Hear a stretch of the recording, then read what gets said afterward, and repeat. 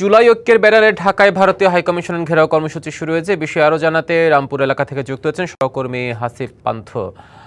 হাসিফ, কেমন দেখছেন জুলাই ঐক্যের ব্যানারে যে কর্মসূচি সেটি তাদের দাবিগুলো কি আর সেখানে কারা কারা অংশ নিয়েছেন? হিমাদ্রি, যেটি বলছিলেন আপনি, আমি এই মুহূর্তে অবস্থান করছি রামপুরাতে এবং আমি দেখাবো আমার পেছনে যদি একটু দেখায় আমি যে সেই রামপুরা ব্রিজ থেকে কিন্তু আসলে জুলাই ঐক্যের যারা ছিলেন তারা কিন্তু এসেছেন এবং তারা বেশ কয়েকটি দাবি নিয়ে কিন্তু তারা এসেছেন। তবে এসে রামপুরা ব্রিজ থেকে তারা পদযাত্রা করে আসছিলেন। তাদের উদ্দেশ্য ছিল ইন্ডিয়ান হাই কমিশনের যে কার্যালয়টি রয়েছে সেইখানে যাত্রাটি। তবে লিংক রোড পার হওয়ার পরবর্তীতে কিন্তু আসলে এখানে এসে পুলিশের ব্যারিকেড এবং যেহেতু এর আগেও কিন্তু লিংক রোডের ওখানে একটি আমরা ব্যারিকেড দেখেছিলাম, পরবর্তীতে একটু আগালে সেখানে দেখা যায় পুলিশের নিরাপত্তা বেষ্টনী এবং যেই ব্যারিকেডগুলো রয়েছে সেই ব্যারিকেডের তোপের মুখে কিন্তু রয়েছে শিক্ষার্থীরা। এছাড়াও জুলাই ঐক্যের যারা এই সংগঠনের যারা রয়েছেন এখানে এসেছেন তারা বেশ কয়েকটি দাবি দেওয়ার কথাও কিন্তু বলছেন। আমি যদি একটু বলি, বিশেষ করে ভারতে অবস্থানরত জুলাই গণহত্যার পর যে ছাত্র জনতার অভ্যুত্থানে ক্ষমতাচ্যুত সাবেক প্রধানমন্ত্রী শেখ হাসিনার হত্যাকাণ্ডে জড়িতদের দেশে ফিরিয়ে নেওয়ার এই একটি দাবিও কিন্তু তাদের উঠেছে। এছাড়াও কিন্তু আসলে আমরা দেখছি যে এখানে কিন্তু আসলে একজন ডাকসুর নেতা তিনিও কিন্তু কথা বলছেন।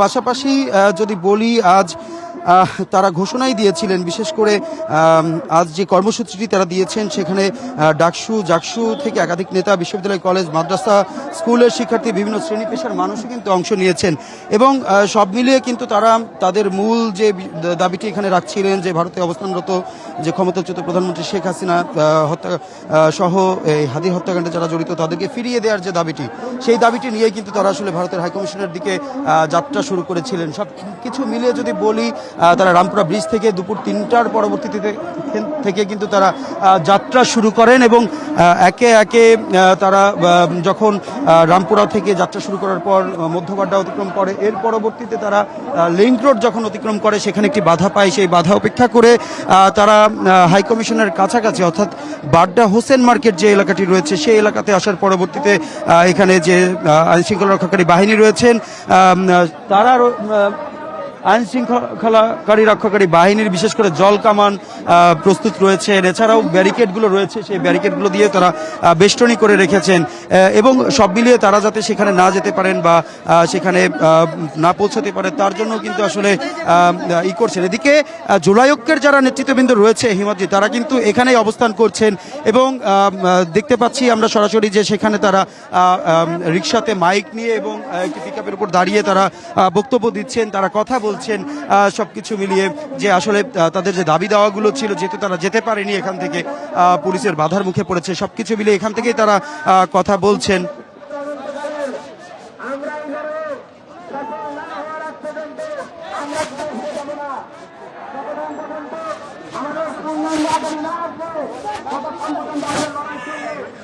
এদিকে আমি একটু যুক্ত করি যে এখানে যারা জুলাই ঐক্যের নেতৃত্ববৃন্দ রয়েছে তারা সকলে কিন্তু এইমাত্রই বললেন যে তারা এখানেই অবস্থান করবেন, তাদের দাবি দেওয়া পূরণ না হওয়া পর্যন্ত এখানে অবস্থান করবেন এবং তাদের আরও সংগঠনের যে সকল নেতৃত্ববৃন্দ রয়েছে তারা ঘোষণা দিচ্ছেন এবং তারা কিন্তু আসছেন এবং আরও অনেকেই কিন্তু আসছে, বিশেষ করে এখানে যেখানে তাদের বাধার মুখে পড়েছেন ঠিক এই জায়গাটিতে কিন্তু তারা অবস্থান করবেন এবং বলে এইমাত্রই কিন্তু জানালেন। এছাড়া যারা ভলেন্টিয়ার রয়েছেন, জুলাই ঐক্যের যারা ভলেন্টিয়ার রয়েছে প্রত্যেককেই কিন্তু শান্ত করছে যাতে কোনো রকম বিশৃঙ্খলা না হয়, বসিয়ে দিচ্ছেন যাতে তাদের কেন্দ্রীয় নেতৃত্ববৃন্দ রয়েছে তাদের কথাগুলো তারা শুনতে পারেন এবং দিক নির্দেশনা যেগুলো দিচ্ছে সেই দিক নির্দেশনার কথাগুলো যাতে তারা জানতে পারে। আপনারা দেখেছেন আজকে আমাদের ইন্ডিয়ান হাইকমিশন সরকার পরেই কিন্তু হাইকমিশন ভয় বন্ধ করে দিয়েছে। আমরা আপনাদেরকে বলতে চাই, বাংলাদেশিরা তারা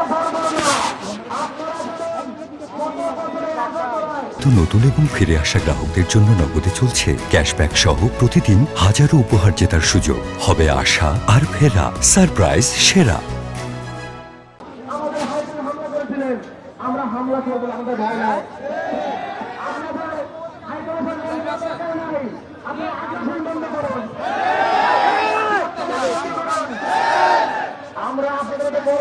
হিমাদ্রি, আমরা দেখছি সরাসরি যেখানে ইন্ডিয়ান হাই কমিশনের দিকে যাত্রা করেছিলেন জুলাই ঐক্যের যে সকল সংগঠনের নেতৃত্ববৃন্দ রয়েছেন, তারা সকল শ্রেণীর পেশার মানুষদেরকে নিয়ে কিন্তু তারা আসলে যাত্রা করেছেন এবং যেহেতু তারা তাদের যাত্রাপথে পুলিশি বাধা পেয়েছেন শৃঙ্খলা রক্ষার্থে, সবকিছু মিলিয়ে কিন্তু আসলে তারা এখন ঘোষণা দিচ্ছেন যে তাদের নেতৃত্ববৃন্দ যারা রয়েছেন তারা বলছিলেন এমনটি যে যতক্ষণ পর্যন্ত না তাদের দাবি আদায় না হয় ততক্ষণ পর্যন্ত কিন্তু তারা এখানে অবস্থান করবেন এবং তাদের আরও নেতাকর্মী যারা রয়েছেন তারা আসবেন।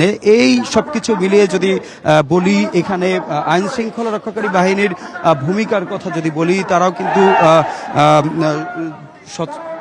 সোচ্চার রয়েছেন এবং পুলিশের যে ব্যারিকেড রয়েছে সেই ব্যারিকেড কিন্তু ভাঙতে পারেননি এবং বিশেষ করে জুলাই ঐক্যের যারা ভলান্টিয়ার রয়েছেন তারাও কিন্তু আসলে চেষ্টা করছেন যাতে বিশৃঙ্খলা না হয় এবং তাদের নেতৃত্ববৃন্দ যারা কথা বলছেন তারা তাদের কথাগুলো যাতে মনোযোগ দিয়ে শোনেন এবং দিক নির্দেশনা যেটি আসে সেই কথাগুলো শোনার জন্য কিন্তু আসলে তারা শান্ত করতেন। আমি একটু কথা বলার চেষ্টা করব। আপনি কোত্থেকে এসেছেন? আমি এই যে এখানেই থাকি, এখানে বাসিন্দা আর কি। এই যে ভারতীয় যে আমাদের খুনি সন্ত্রাসী যারা পালিয়ে গেছে তাদেরকে ফেরত দেওয়া, অতিলম্বে তাদেরকে ফেরত দেওয়া এবং আগ্রাসনগুলো বন্ধ করা। জি, আমি আমার জায়গা থেকে নিজে এসেছি। আমরা একটু ভলান্টিয়ার একজনকে দেখতে পাচ্ছি, আমরা একটু কথা বলবো। কখন এসেছেন এবং এখানে আপনারা দিক নির্দেশনাটা কি আছে? দিক নির্দেশনা আজকে আমাদের প্রোগ্রাম ছিল 3টা থেকে। আমরা 3টা থেকে ব্রিজঘর থেকে শুরু করছি। এখানে আসার পর পুলিশে আমাদেরকে আটকে দেওয়া হয়েছে। হ্যাঁ, এখানে কি কতক্ষণ থাকবেন আপনারা? এখানে আমাদের ঘোষণা পর্যন্ত থাকবো আর কি, যতক্ষণ আমাদের ঘোষণা ততক্ষণ থাকবো এই জায়গায়। হ্যালো, হ্যাঁ আসো আসো। আপনি কোত্থেকে এসেছেন? আমি ঢাকা থেকে।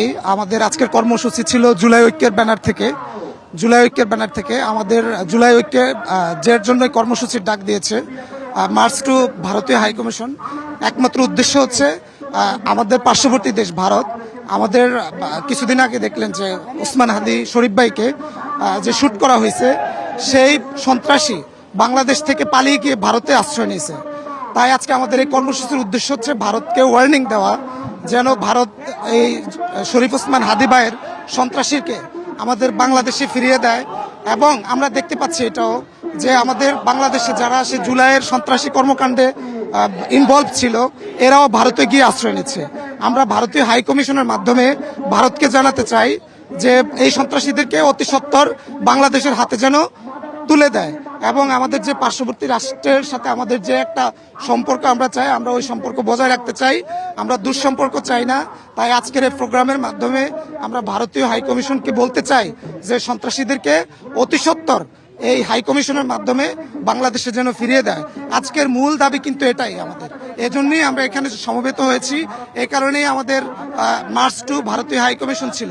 কিন্তু আমরা আসার পথে 3-4 জায়গায় আমাদের রাষ্ট্রীয় যে প্রশাসন ছিল, পুলিশ বাহিনীর বাধার সম্মুখীন হয়েছি, কিন্তু আমরা এই বাধাকে উপেক্ষা করে এখানে এসে উপস্থিত হয়েছি। তো আপনারা দেখতেছেন আমাদের ডাকসুর সমাজসেবা সম্পাদক এবি জুবায়ের ভাই বলছে